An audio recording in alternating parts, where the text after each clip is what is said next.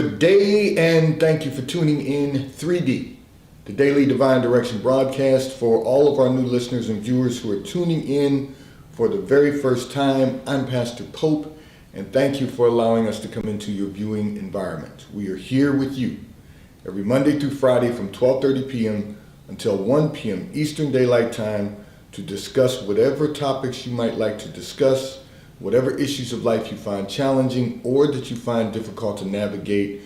We are here because God is concerned about that which concerns you. So you may call or text every day to discuss careers, finances, entrepreneurship. You can discuss dating, relationships, marriage, divorce, raising children, blending families, whatever's in your heart, whatever's on your mind. God is concerned about that which concerns you. And so we are here in 3D. And as always, you can continue to communicate with me at newlifepastor@comcast.net, and we will always respond to your communications based on whatever God has to speak to you. We are here in 3D, the Daily Divine Direction broadcast, brought to you by Fiji Water, Earth's finest water. You may already know that Fiji water comes from Fiji. However, did you know that it is created by nature? It is untouched by man. It starts as a tropical rainfall which slowly filters through layers of volcanic rock. The water collects in a natural, sustainable, artesian aquifer where it is bottled right at the source, free from human contact until you unscrew the cap. Fiji Water, Earth's finest water, will be delivered right to your front door when you subscribe for delivery, and you'll save money at FijiWater.com. This is Earth's finest water. And for those of you who continue giving on the give segment of our app at New Life-Delaware, and those of you that have made a weekly or monthly commitment to support the broadcast, we thank you for your support and your commitment as we fulfill our commitment to God to be here to address whatever topics you might like to discuss, whatever issues of life you find challenging or that you find difficult to navigate. We are here Monday through Friday, scheduling permitted, from 12:30 p.m. until 1 p.m. Eastern Daylight Time. So I'm going to address a communication that came in from one of our listeners and viewers. And before I do that, I'm going to remind everyone that the rest of this week, I will continue addressing You Inc., Your Own Universe Incorporated, and addressing the C-suite of your life to ensure that we operate our lives like a corporation, a solvent corporation, and that we continue to maximize the fullness of God in all of our lives, that we continue to work to maximize the fullness of God in all of our lives. So I'm going to address a communication that came in from one of our listeners and viewers who indicated that you feel as though you are not getting everything done. You feel as though you are running on a treadmill and not getting anywhere. You want to know, how do you start to get things accomplished? So first of all, the fact that you used the treadmill as an analogy implies that at some point you either run or walk on the treadmill, and you realize that it doesn't get you anywhere. It just clocks the mileage that you are doing while you are in place. It does have some benefits. I don't prefer a treadmill. I'm a runner also. It strains my muscles, and part of it is because you're being propelled, but you're not getting to a place that you desire to go. You're only getting to the end result of tracking your mileage that you walk or run on a treadmill. So life is very similar to what you described. It is, we're either not making the progress we desire to make, or we're running in place and not getting to the point or the place that God has purposed for our lives. So let me use a different analogy so that you can make the progress you desire to make. One of the things that you're going to have to do is change your perspective about what you're getting accomplished. And in order to do that, you have to think about it in this, as a runner, you have to think about it in this perspective. So I've run marathons, and one of the things that I had to change was my perspective about the training for marathons.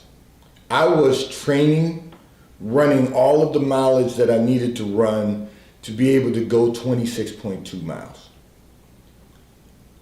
But by the time the race came, I didn't enjoy the race because it was just an accomplishment at that point. You know, you enjoy the activity out there, you enjoy the people that are out there, but because I wasn't an experienced runner, now I've run numerous marathons, so I've got a better feel for this now. But it took me time to change that perspective. And what happened is that I would train, and then by the time I got to the marathon, I was exhausted from the training, and all I wanted to do was get the race over. All I wanted to do was get to the finish line. Your problem is you don't feel like you're ever making it to the finish line. So again, you have to change your perspective. I had to change my perspective because what I realized is that the training itself was my race. I had to train to be able to condition my body to run 26.2 miles. However, the training to get to that point was really the race. Because you have to push yourself even on the days that you don't feel like pushing yourself. You have to get out, you have to put in the mileage, whether you feel like running on any given day or not. You still have to get the mileage in so that your body's conditioned. So I started to change my perspective by saying this. When I'm done with the training, that is my race. I've completed the training necessary so that my body's conditioned to go to 26.2 miles. And that way when I got out to the marathon, I'm able to enjoy the marathon, not focusing on I've got to make it to the finish line because I know my body's conditioned for it. But your mind has to be conditioned for it also. And it's the same thing about getting what you want to accomplish in life. You have to realize that every day is just your training.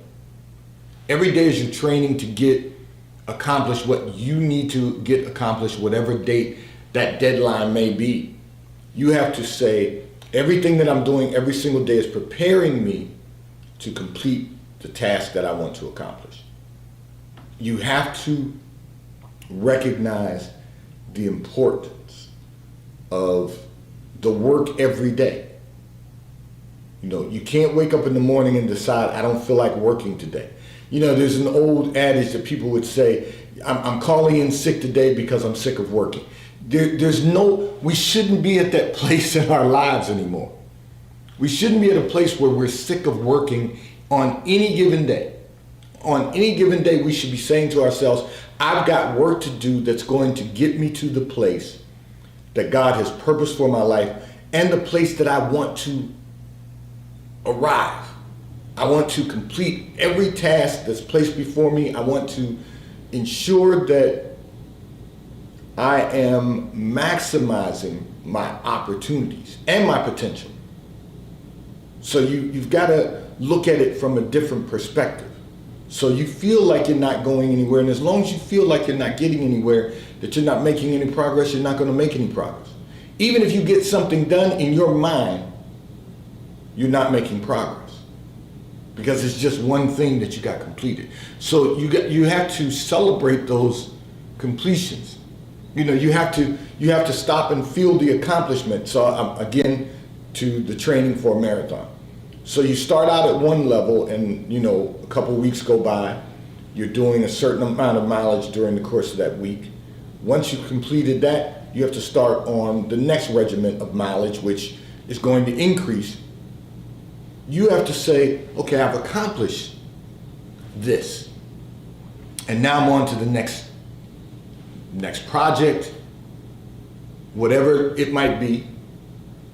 You just have to change your perspective and get off the treadmill. You know, so I don't run on the treadmill. I wish that I could. I can do it, but I choose not to. I wish that I didn't choose not to, but I've realized the older I get, the more strenuous running on a treadmill becomes for my muscles because I'm being propelled versus using my own energy to lift my legs, lift my knees, and run. So I prefer not to run on the treadmill. I have done it. I will do it if I just need to get some cardio in, but that's not my preference. My preference is to get out on the road and run my mileage. So I've set a goal for myself for this year. And that is that I'm going to put in a total of 500 miles.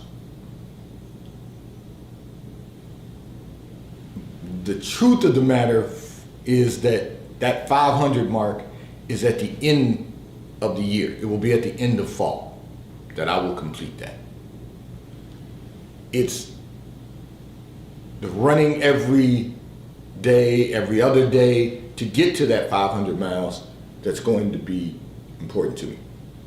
So I will wrap up my 500 miles and exceed my 500 miles when I run the next run that I'm going to run, whether it's a half marathon, whatever the case may be. It's actually going to be a half marathon. I already know that. So I'm saying that to you to say your accomplishments are based on the work and the effort you put in to accomplish the goal. That's the accomplishment. The accomplishment isn't completing the goal. The accomplishment is that you did the work to get to the completion.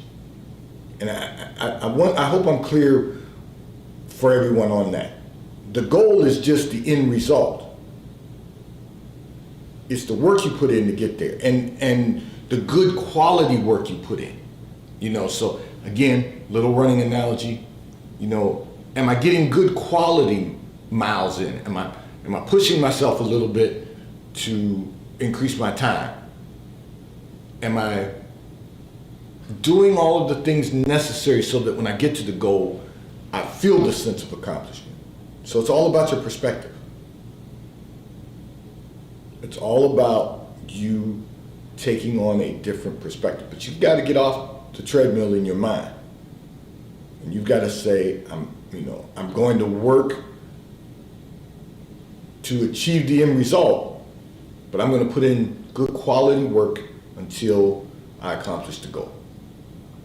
And that will help you to change your perspective about what you accomplish moving forward.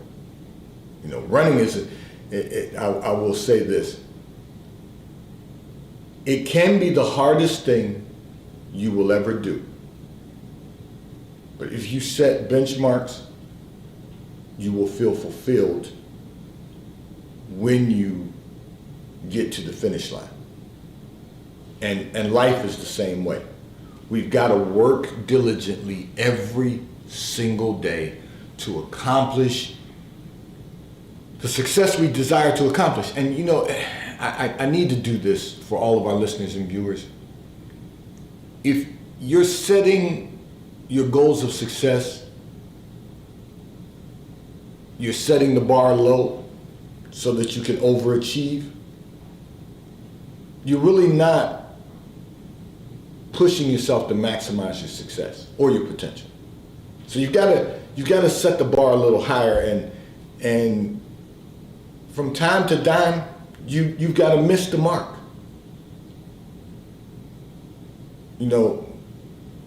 Pole vaulters have the bar set high, but from time to time they knock the bar down. They don't make it, but that's not a failure because you get back up and you try again and again and again.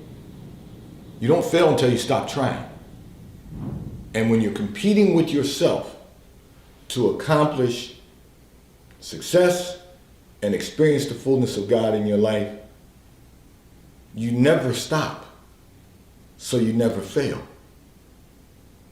We've got to do better than what we've been doing.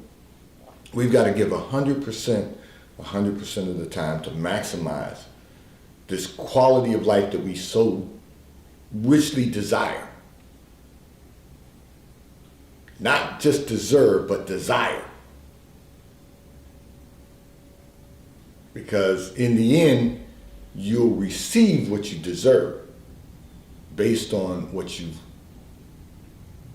worked to accomplish and fulfill your desires. This segment of the broadcast has been brought to you by T-Mobile, America's largest nationwide 5G provider at no extra charge. So if you are not currently a T-Mobile customer, you may call or text on the T-Mobile call or text line at 267-992-1424. We will place you over into our queue so that you can first become a T-Mobile customer and experience America's largest and fastest 5G provider at no extra charge. So if you are, listen to this, taxes and fees will be included in your bill, and if you are willing to attach a credit card to your account to auto pay, you will receive a discount on your monthly bill at T-Mobile, America's largest and fastest 5G provider at no extra charge. I'm going to address another communication that came in from one of our listeners and viewers who indicated you have a friend who expects you to be available to them whenever they need you. And the problem that you're having is that they're never there for you when you need them. Now, you want to know how can you make changes in your friendship without hurting their feelings. I've got a bigger question for you. Why are you concerned about the feelings of someone who is not concerned about you? See, you've been that kind of friend. You've been that kind of friend that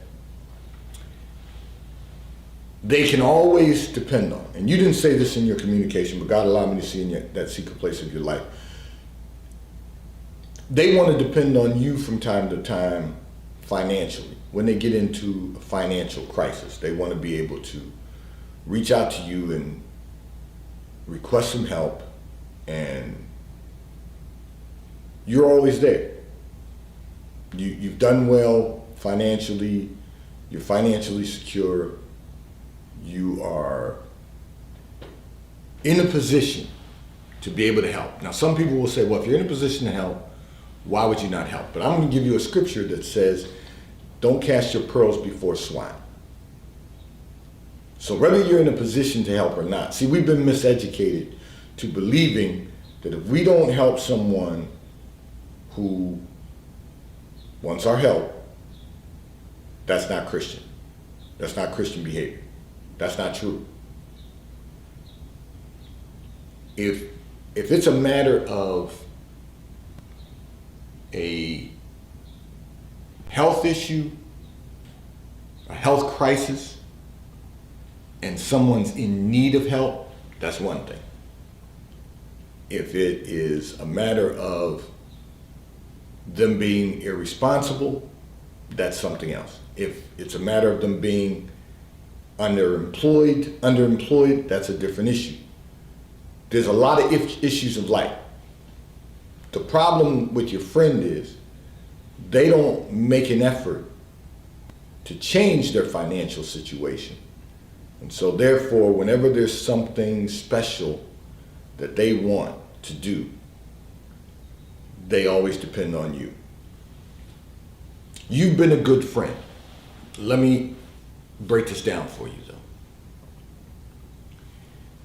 If your need is not financial support from that friend, your need is the emotional side of support. You only want someone to be able to talk to, someone to be able to spend some time sharing ideas, to just have a conversation where you can sit down and break bread together and just have a conversation, because that's what friends do. You don't need anything else from them. When I say that, nothing financial. You don't need anything financial from your friend. You need emotional exchange. But they're not there to give that to you. Because whenever you call them and say you want to get together, they've always got an excuse. But when they want you, They call, you come. And what you have not realized to date is that that's not a real friend. That's someone that you've known for a very long time, that you have grown up with as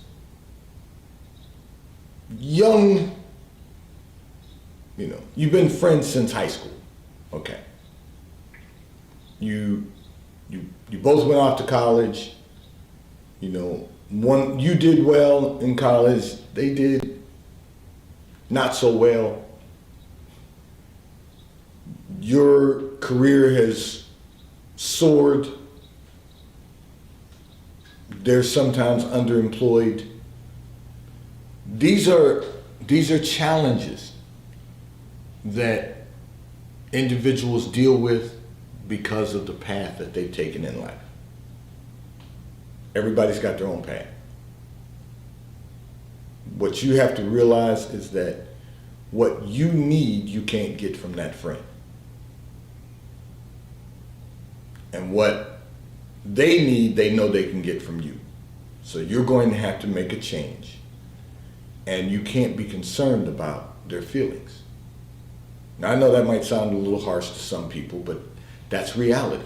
You cannot be concerned about their feelings when they're not concerned about your care.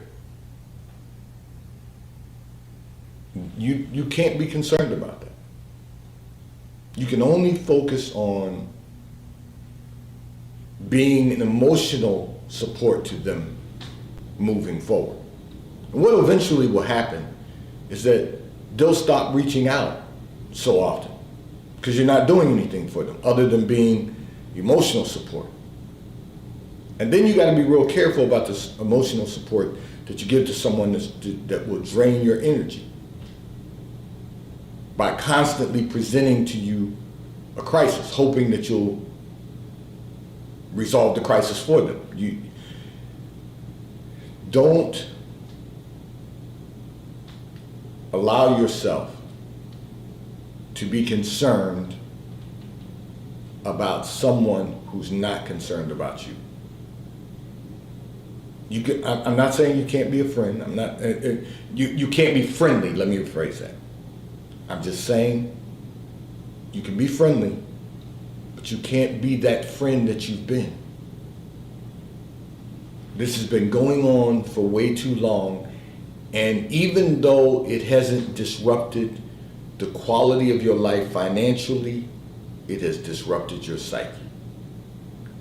I should also include that if you hadn't done some of the things that they wanted you to do, you would have been in a position to do some things that you would like to do. Maybe little things to you, but you'd still be in a position to do. So we have to recognize that there's some people that we care about who really don't care about us in life. That's just reality.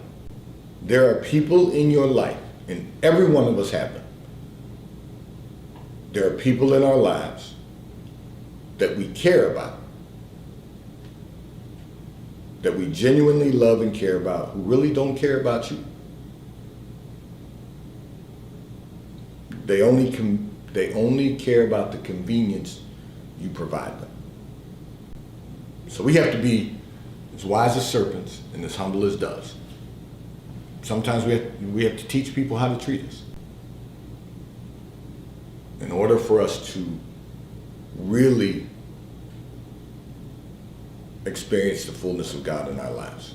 This segment of the broadcast is brought to you by Charles Tyrwhitt, located in London, the UK. They also have stores in New York, Chicago, Washington, D.C., and at the King of Prussia Mall in King of Prussia, Pennsylvania. So if you're in any of those areas, check for their store hours. Stop in at their retail stores. They have everything a man could possibly need.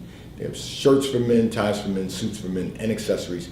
If you're not in any of those areas, you can order from Charles Tyrwhitt at ctshirts.com. They will ship and deliver right to your front door in an appropriate period of time. And the White Company, located in London, the UK. They also have a store on Fifth Avenue in New York. So if you're in New York, check for their store hours, stop in at their retail store. They have everything that you could possibly need: home goods, clothing for men, women, and children. If you're not in New York, you can order from The White Company at thewhitecompany.com. They too will ship and deliver right to your front door in an appropriate period of time. So I'm going to shift today, because it's getting towards the end of the broadcast, to talk to all of our listeners and viewers about You Inc. U period, O period, pardon me, Y period, O period, U period, Inc. Your own universe. And yesterday I talked about being the CEO of your life. Today I'm going to talk about being the CFO of your life, the Chief Financial Officer. If you have a spouse, between the two of you, there is someone who manages the household budget the most effectively and the most efficiently. You have to identify who that is. If you're the chief executive officer and you know that your spouse is more effective in and efficient in managing the household budget, let them manage the household budget. If that's not your area of expertise, if that's your area of expertise, take on that role. And while you're doing that, what you're going to have to focus on is executing your family's financial strategy. First, you have to develop a financial strategy. What is going to be our short-term, our midterm, and our long-term financial strategy? What are we going to do that is going to allow us to build wealth and establish a legacy long-term? So that has to be part of your responsibility as the CFO of You Inc. So you're developing the family financial strategy and you're executing the financial strategy. So to do that, you've got to also, the very first thing you've got to do is draft a budget. So you have to decide what's going to be our monthly income, revenue, and what's going to be our monthly expenditures. And you have to really develop and execute the financial strategy for your family. So you've got to have a budget. If you don't have a budget, email me and I will send you a copy of a budget, front and back. It's two-sided. It has every category on that budget. So you want to make sure that you draft a budget. And in that, you've got to develop plans for growth to increase your income and investment profits while simultaneously reducing expenditures. Because here's the reality. One of the ways to really maintain a good, strong budget is by reducing expenditures. One of the ways that you can reduce expenditures is to reduce the cost of entertainment. That's going to be the very first category that you're going to be able to reduce your expenditures. So every month you may have a line item for entertainment. Reduce that line item. Initially, that's the first thing you want to do. Just calculate what you're spending every single month on entertainment and reduce the cost of that. That's the first place. And then you look at your budget and as you write it out and determine where you can reduce expenditures overall. Because there's little things that we can do to reduce our expenditures, but you've got to develop a plan for growth, to increase income and investment profits. And then you have to identify sound investment opportunities, because that's going to be one of the methods of increasing your investment profits. Identify sound investment opportunities. And then you're really going to have to optimize the handling of banking relationships and work closely together, you and the CEO, to achieve growth, to grow strategic financial partnerships. How can you really increase relationships that will result in an increase of income and revenue and profits?